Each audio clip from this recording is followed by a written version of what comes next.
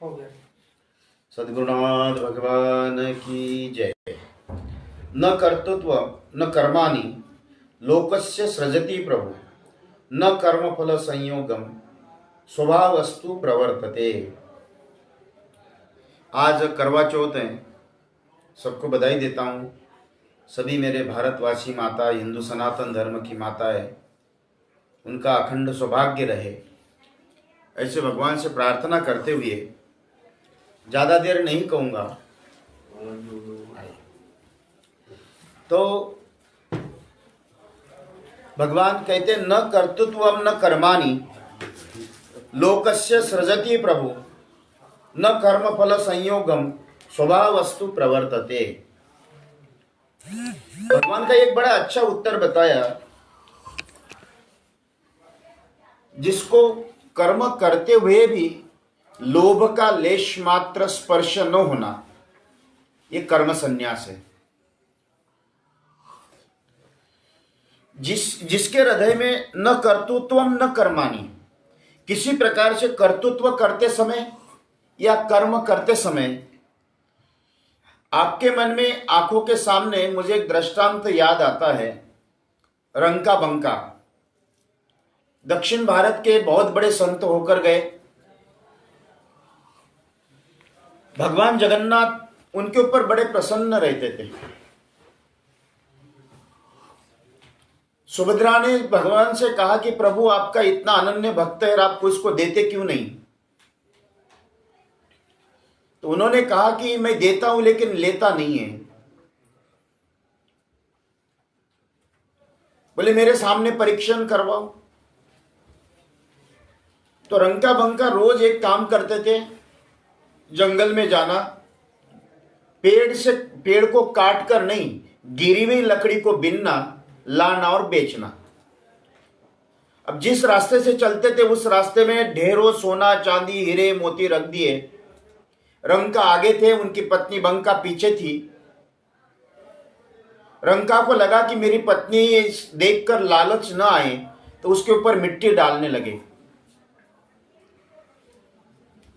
पीछे से पत्नी आने के बाद पत्नी ने कहा कि अरे महाराज क्या कर रहे हो? तो उन्होंने कहा क्या? बोले आपको मिट्टी और सोने में अंतर नहीं पड़ता, आप मिट्टी के ऊपर मिट्टी डाल रहे हो, ये कर्तृत्व कर्म। भगवान क्या कहते हैं कि जो न कर्तृत्वम न कर्माणि लोकस्य सृजते प्रभु, जहां सृजाति प्रभु, जिस जगह पे अपने आप का संसार में जो भी कायिक वाचिक मानसिक किसी भी प्रकार का जो सृजन हो जाए और सृजन के द्वारा लेश मात्र भी लोभ का स्पर्श न होना, ये अपने आप में त्रिभुवन में उसके सारे जगत में उसके भाव में किसी भी कर्ता या कर्म भाव उसको स्पर्श नहीं करता है, क्योंकि उसकी उदासीन वृत्ति रहती है। कोई उसको खरीद नहीं सकते। संत तुकाराम महाराज का दृष्टांत आता है कि शिवाजी महाराज ने उस समय उनकी सेवा के लिए 200 मन सोना भेज दिया। शिवाजी महाराज ने लौटा दिया। शिवाजी महाराज को लगता था कि संत तुकाराम मेरे खजाने में से कुछ दान की रूप में दक्षिणा ले ले। उन्होंने उन्हें स्पर्श भी नहीं किया। अंत में एक दिन अपने सेवकों के साथ में 10-20 किलो सोना भेज दिया। जिस शिला पे बैठकर भजन करते थे उस शिला पे सोना रख दिया, और सोना रखने के बाद तुकाराम महाराज स्नान कर रहे थे, और स्नान करते समय जब बाहर आए तो उनके जिस शिला पे बैठते थे उस शिला पे सोना दिखा। उन्होंने देखा किसने भेजा, तो शिवाजी महाराज के सेवक थे। तो तुकाराम महाराज ने उस सेवक को कहा ले जाओ, मुझे जरूरत नहीं है। उनका हमारे राजा का आदेश है, आप रख लीजिए। शिला को तुकाराम महाराज कहते क्यों रे शिला, इतने वर्ष हो गए तेरे ऊपर भजन करते हुए, तुझे सोने का स्पर्श अच्छा लगा? शिला उठी और इंद्रायणी में स्नान कर कर लौट कर बैठ गई। ये संन्यास है, जहां न कर्तृत्वम न कर्माणि लोकस्य सृजते प्रभु। भगवान कहते कि किसी भी प्रकार से उदासीन वृत्ति, हाथ पांव, किसी भी प्रकार से उसकी, जहां योग निद्रा सह स्थिति में भी हम लोग रहे, तो उसको लेश मात्र स्वप्न में भी उसको किसी भी संसार के वस्तुओं का एक लेश मात्र लोभ न होना, ये न कर्तृत्व न कर्माणि लोकस्य सृजते, जो समाज के लिए, जहां निर्धन के लिए, वंचितों के लिए, दुखियों के लिए, पीड़ितों के लिए जो भी व्यक्ति काम करता है उसमें एक रत्ती भर लेश मात्र लोभ न होना, तो भगवान वो कहते न कर्म फल संयोगम स्वभावस्तु प्रवर्तते, उसके जीवन में कभी भी उसका अपने स्वभाव उसका परिवर्तन नहीं होगा, उसका जो दायित्व बनता है। कहते हैं कि भगवान बुद्ध, उनका शिष्य था कल्याण, एक बार कल्याण उनका बड़ा भाई भगवान बुद्ध को बहुत गाली देता था, 12 साल तक लगातार गाली दी। एक दिन वह भाई कहता है बड़े भाई को, अरे इतने साल तक भगवान को गाली दी, आप चलिए भगवान के पास तो चलिए। भगवान के पास लेकर गए, भगवान बुद्ध ने अपने हाथ से फल फूल दे दिए। उनका बड़ा भाई बड़ा अचंभित रहा, उन्होंने कहा ये क्या, मैंने तो 12 साल तक आपको गाली दी और आपने क्या किया। तो भगवान बुद्ध कहते तेरे पास जो था तूने दिया, मेरे पास जो था मैं दे रहा हूं। ये सभी जहां स्वभाव की न कर्म फल संयोगम स्वभावस्तु प्रवर्तते, जिसमें भी किसी भी प्रकार से लोभ या क्रोध, काम, मद, मत्सर, दंभ, अहंकार या किसी भी संसार के वासनाएं, किसी भी प्रकार से या त्रिगुणात्मक जो असुरात्मक गुण कहते हैं, उन लेश मात्र भी उसके स्वभाव को स्पर्श न करना, ये सर्वश्रेष्ठ कर्म योगी के लक्षण परमात्मा कहते हैं। और जब इस जगत में जो कर्म योग उसके द्वारा हो, यही जगत बनाता है और यही जगत बिगाड़ता है। इसी के ऊपर आश्रित परमात्मा कहते हैं कि हे अर्जुन, अपने जीवन में आपने जो अपने हाथ में दायित्व लिया है, ना ही अर्जुन है, ना उधर भीष्माचार्य है, ना द्रोणाचार्य है, ना कृपाचार्य है, बस वो एक मनुष्य है। और उस मनुष्य के तुम एक युद्ध कार्य के लिए खड़े हो गए हो।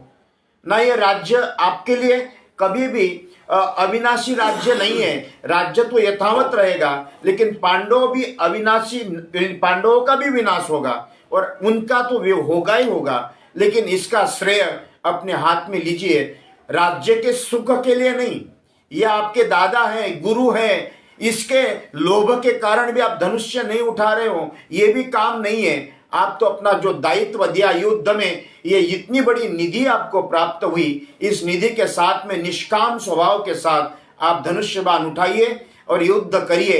यही मनुष्य के जीवन में आप जो भी कार्य करते हो समाज में यही कार्य करना है कि ये मेरा कार्य नहीं है, ये समाज हित का कार्य है, धर्म का कार्य है। ये भाव आपके मन में जब उत्पन्न हो जाए तो परमात्मा कहते न कर्म फलम संयोगम स्वभावस्तु प्रवर्तते, ये उसके लिए किसी प्रकार का कर्म फल का संयोग नहीं है। जो दायित्व धार्मिक, ब्राह्मण, क्षत्रिय, वैश्य, शूद्र, सभी प्रकार के जिनको हम जितने भी लोग मानते हैं, या 800 करोड़ लोग जो भी काम करते हुए अपने आप में उस परात्पर परमात्मा का कार्य समझकर किया हुआ, यही कर्मफल त्याग है, यही कर्मफल संयोग है, यही स्वभाव जिसको कहते हैं कि कर्माणि लोकस्य, सारे का सारा अपने जीवन में उस परात्पर परमात्मा के चरित्र का चिंतन, और ईश्वर ने मुझे दायित्व दिया है।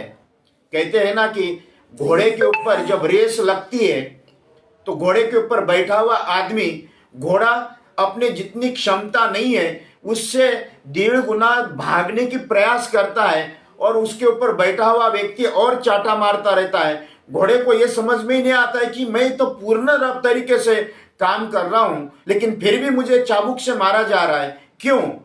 तो मैं ये कहता हूं, परमात्मा ये कहते हैं, आपके ऊपर जो दायित्व दिया है उसमें संघर्ष या सफलता, वो सारे प्रकार के संताप या शांति जो प्रदान कराता है नारायण ही प्रदान करता है। नारायण आपको आगे बढ़ाना चाहता है, इसलिए आपके माथे के ऊपर बैठकर मनुष्य रूपी अश्व को आगे बढ़ाकर जहां कर्मफल संयोग के साथ में उस परात्पर परमात्मा के चरित्र का चिंतन करने का योग उस परमात्मा प्रदान करता है। इसलिए ईश्वर कहते न कर्तृत्वम न कर्माणि लोकस्य सृजते प्रभु, ये भगवान का कार्य है। प्रभु क्या कहा? ये नारायण का कार्य है। हे अर्जुन, ये तुम अपने आप का मत समझना, तुम तो अभी कुछ दिन के लिए रहोगे, फिर उसके बाद हस्तिनापुर क्या? परीक्षित हो सकता है, अन्यत्र कोई हो सकता है, लेकिन अभी आपको जो कर्म फल प्राप्त हुआ है, इसका कर्म करो, उसका फल आपको ये लोग तो मिलेगा ही मिलेगा, लेकिन स्वर्ग में भी मिलेगा। स्वर्ग के बाद मोक्ष में जा सकते हो, और मोक्ष न जाए तो मेरे चरणों में आप समर्पित हो सकते हो। इसलिए अर्जुन, आप अपने जीवन में न कर्तृत्व न कर्माणि लोकस्य सृजते प्रभु, न कर्म फल संयोगम स्वभावस्तु प्रवर्तते। आज अपन यहाँ तक ही कथा करते हैं। आज सभी मेरी माताएं बहनें व्यस्त होगी, कल अपन इसके ऊपर चिंतन करेंगे।